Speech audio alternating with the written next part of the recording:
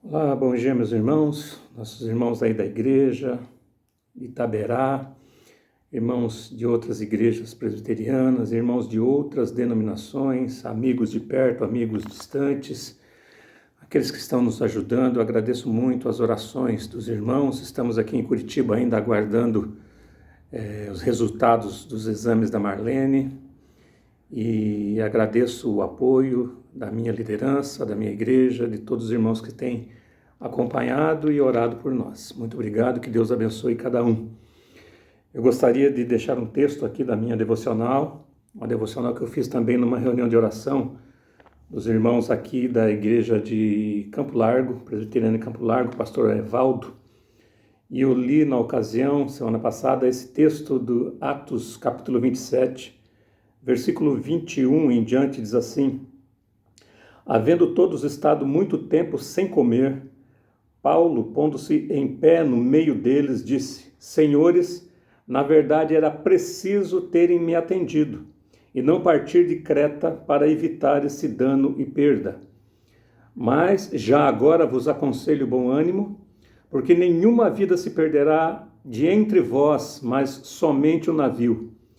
Porque esta mesma noite um anjo de Deus, de quem eu sou e a quem sirvo, esteve comigo, dizendo: Paulo, não temas, é preciso que compareças perante César, e eis que Deus, por sua graça, te deu todos quantos navegam contigo. Portanto, senhores, tende bom ânimo, pois eu confio em Deus, que se sucederá do modo por que me foi dito. Porém, é necessário que vamos dar a uma ilha. Senhor, abençoa a todos que estão nos ouvindo, todos que acompanham a devocional, que cada um seja alcançado por tua mão poderosa, que tenha um ótimo dia, um ótimo final de semana, no nome de Jesus. Amém. Meus irmãos, o texto aqui fala da viagem de Paulo para Roma, para a Itália, onde teria que passar ali pelo julgamento das autoridades romanas, sob os olhos do imperador de Roma. E é preciso que você, na sua devocional, no seu momento de leitura da Escritura, leia todo o capítulo, leia todo o livro, lógico, né? Para compreender melhor o contexto. Mas, de qualquer forma, a viagem foi muito atribulada, as tempestades, o risco do naufrágio estava sempre presente. Os homens que acompanhavam Paulo nessa viagem eram homens experientes, eram soldados, marinheiros. No entanto, estavam ali apavorados, amedrontados com a expectativa ali da morte, e o versículo 9 em diante vai falar sobre os perigos da viagem, os tufões e a falta de esperança ali de salvamento, né? No versículo 20 vai dizer que não havia nenhuma esperança de se salvar. Paulo, ele orienta aqueles homens a terem ânimo, a renovarem as suas esperanças.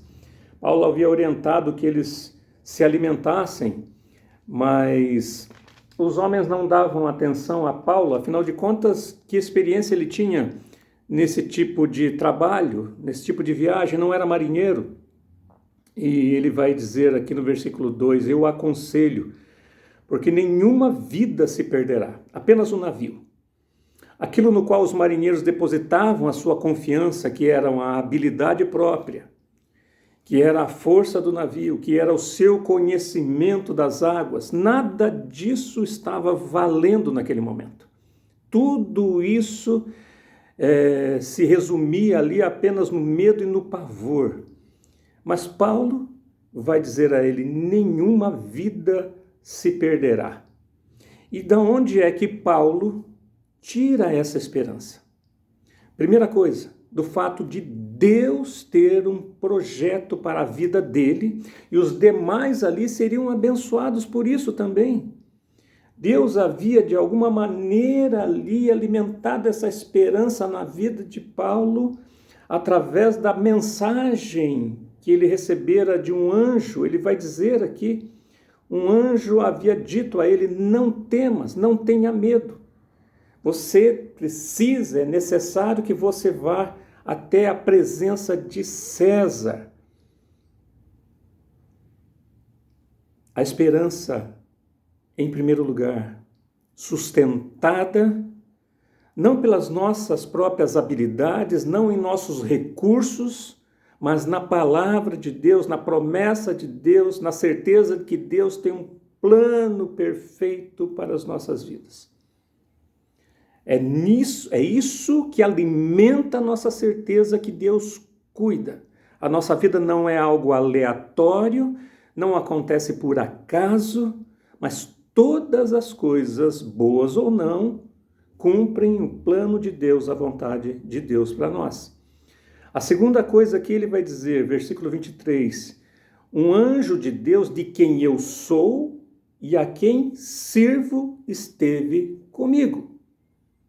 Esse Deus que tem um plano e um projeto de vida, ele cuida de nós, nós pertencemos a ele, temos um relacionamento com ele, ele vai dizer de quem eu sou, esteve comigo.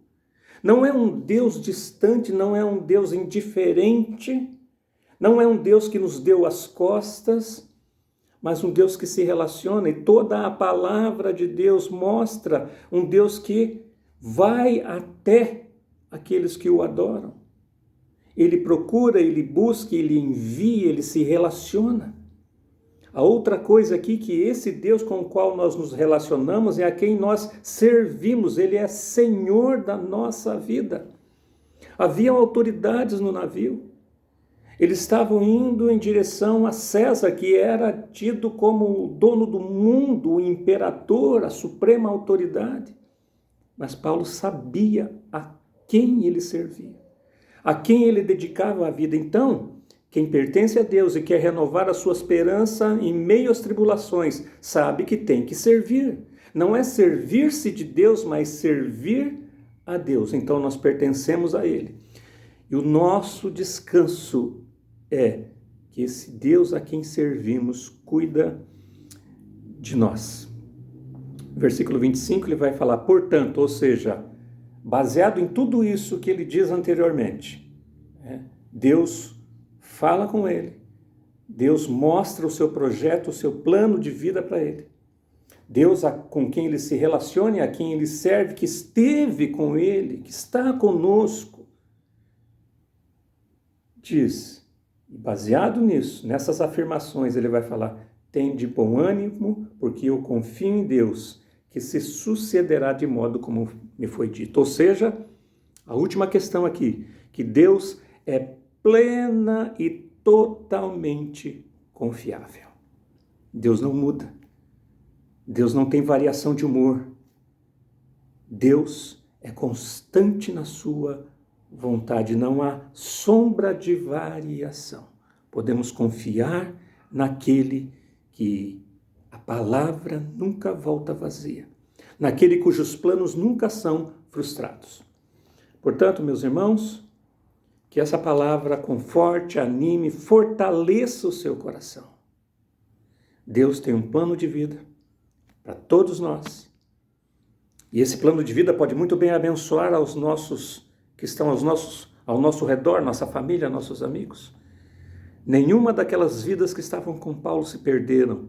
Não porque Paulo tinha algo de manipulação emocional, mas porque Deus tinha um plano de vida. Paulo tinha uma certeza, ele pertencia a Deus. Esse Deus a quem ele dedicava a sua vida, cuidaria de todas as coisas. E dessa forma, confie em Deus. Deus tem um plano para você. Mas saiba que você precisa se relacionar com Ele, ter uma vida íntima com Deus e servir a Deus. Tenha bom ânimo e que Deus te abençoe nesse dia. Confie na palavra dele. Um grande abraço para todos.